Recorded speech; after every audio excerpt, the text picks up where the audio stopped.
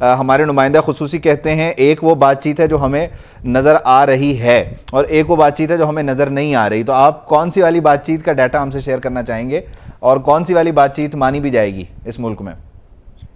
بسم اللہ الرحمن الرحیم. دیکھیے سیاست کا دوسرا نام جو ہے مذاکرات، ایک دوسرے کو قائل کرنا اور ایک دوسرے کے ساتھ بیٹھ کر اس مشکل کو ریزالو کرنا، یہ سیاست کا دوسرا نام ہے. اس وقت حکومت میں مختلف جماعتیں ہیں اور جماعتوں کے مختلف اپنے ہر جماعت کے اپنا مینیفیسٹو، اپنا منشور، اپنا پروگرام ہے. میں سمجھتا ہوں کہ جیسے 1 سال اور 4 مہینے میں جن مشکل حالات سے پاکستان کو نکالا، ان تمام جماعتوں نے باہمی مشاورت سے، باہمی احترام سے، میں سمجھتا ہوں کہ آخری جو موقع ہے وہ نگراں سیٹ اپ کا ہے اور نگراں پرائم منسٹر کا ہے. تو میں سمجھتا ہوں کہ تمام وہ جماعتیں جو اتحادی حکومت کا حصہ ہے، اس میں بڑی بڑی لیڈرشپ ہے، ان کا اپنا پولیٹیکل ویژن ہے اور اس ملک کے لیے اور اس ملک میں مضبوط پارلیمانی نظام کے لیے بہت بڑی قربانیاں دی ہیں. تو میں سمجھتا ہوں کہ یہ ممکن ایسا نہیں ہے کہ وہ ایک نام دے دے اور اس پہ ہم بات کر لیں. جیسے آپ ساتھیوں دونوں نے کہا کہ اسحاق ڈار کا نام، دیکھیں اسحاق ڈار کا نام تو چینل سے اور آپ جیسے اینکر بھائیوں سے ہم نے سنا، ہمیں تو مسلم لیگ نون کی طرف سے کسی میٹنگ میں اس کا نام پیش نہیں کیا تھا. تو لہٰذا پھر ان کی ترجمان نے مریم اورنگزیب صاحبہ نے کل کے کہا کہ ہم نے ابھی تک اسحاق ڈار کا نام نہیں دیا ہے. تو میں سمجھتا ہوں کہ جیسے ابھی آپ نے کہا اس کا نام آ گیا اور اس کا بھی نام لینے والا نہیں ہے، تو نام لینے والے تو صرف چینل والے تھے اور اینکر تھے، باقی تو مسلم لیگ نون کی طرف سے یا پیپلز پارٹی کی طرف سے یا کسی بھی جماعت کی طرف سے ان کا نام نہیں لیا گیا تھا. سینیٹر صاحب، آپ نہیں سمجھتے کہ جو نام لیا گیا تھا یہ اسلام آباد میں شارع دستور سے کہیں سے سلپ ہوا، اس کو بھیجا گیا اور پھر یہ چلا، جس کے بعد آپ لوگوں نے اپنا رد عمل دیا تو پھر اس کی اونرشپ نہیں لی گئی؟ آپ کیا سمجھتے ہیں؟ ہم نے خود بیٹھ کے تو طے نہیں کیا ہوگا نا سر یہ نام لینا ہے؟ دیکھیے جہاں تک ہمارے رد عمل کی بات ہے، اسی دن اسی وقت مسلم لیگ نون کے اور پورا دن مسلم لیگ نون نے اس دن تردید نہیں کی تھی. رات کو خواجہ آصف نے اپنے انٹرویو میں تردید کی، پورا دن نون لیگ کی طرف سے خاموشی تھی.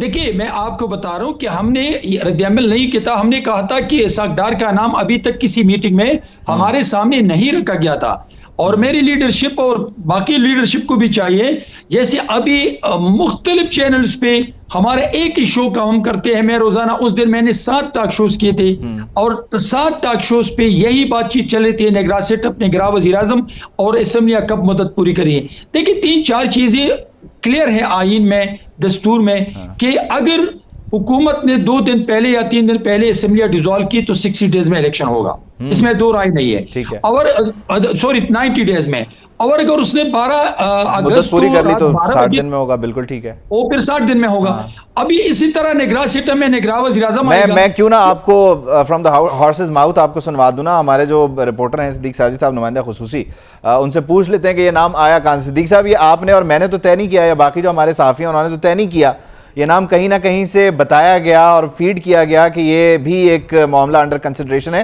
بلکہ زور اس بات پہ تھا کہ یہ فائنل ہو گیا. ذرا سینیٹر صاحب کو بتائیں ہوا کیا تھا اس رات؟ دیکھیے میں ظاہر ہے مسلم لیگ نون کی بیٹ کرتا ہوں اور یہ نام باقاعدہ طور پہ ہمیں فیڈ کیا گیا، یہ ایسی بات نہیں ہے. ایک اور نام بھی تھا، سابق بیوروکریٹ ہے، وہ بھی میں آج آپ کو بتا دیتا ہوں. اسحاق ڈار صاحب کے ساتھ ساتھ فواد حسن فواد کا نام بھی جو ہے وہ کہا گیا کہ یہ نام بھی جو ہے وہ انڈر کنسیڈریشن ہے. اب یہ دونوں نام کہا گیا جی، اب اس کو یا تو ڈار صاحب کو بالکل ناکام بنانا تھا کہ وہ نہ بن سکیں، یہ وجہ ہو سکتی ہے، یا پھر رائے اور ہوا کا رخ چیک کرنا تھا کہ اتحادی کیا کہتے ہیں. اور یہ نام کو ادھر ادھر سے نہیں آیا تھا، یہ سمندر پار سے نام آیا تھا. میاں صاحب نے کہا تھا کہ یہ نام جو ہے وہ ڈسکس کر لیں، اگر ان کے اوپر اتفاق رائے. اب آپ سینیٹر صاحب، اب آپ نے مسکرانا شروع کر دیا ہے. اب جب ہم نے آپ کے سامنے کہانی کھولی تو آپ کہہ رہے ہیں کہ ایسا نہیں ہے. دیکھیں نا، ایسے تو نہیں ہوتا سر، ہم گھر پہ بیٹھ کے تو خبریں نہیں بناتے.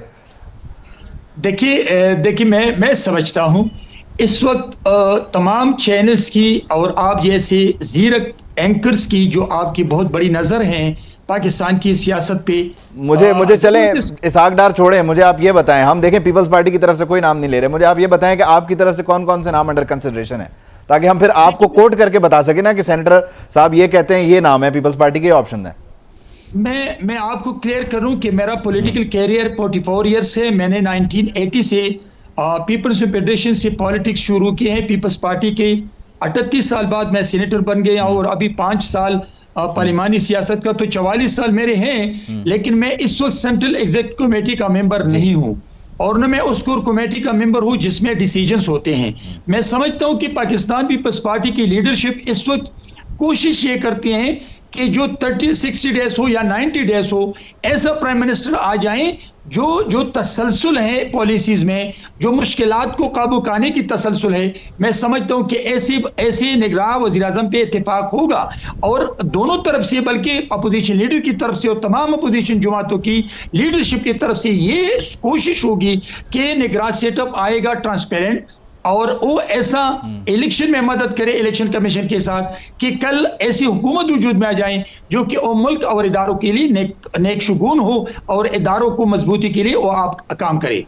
ٹھیک ہے، بہت شکریہ سینیٹر صاحب آپ کے وقت کا. آپ نے نام نہیں بتایا، ہم کوشش کریں گے کہ آپ سے نام جاننے کی، لیکن بہرحال آپ کیونکہ اس سینٹرل ایگزیکٹو کمیٹی کا حصہ نہیں ہے جس میں یہ مشاورت ہو رہی ہے، بلکہ صدیق ساجد صاحب کے بقول یہ مشاورت کہیں اور ہو رہی ہے اور بڑوں کے درمیان ہو رہی ہے اور وہاں سے کوئی چیز فائنل ہوگی اور پھر ایگزیکیوٹ ہوگی. صدیق ساجد صاحب اور سینیٹر صاحب، آپ دونوں حضرات کا بہت شکریہ.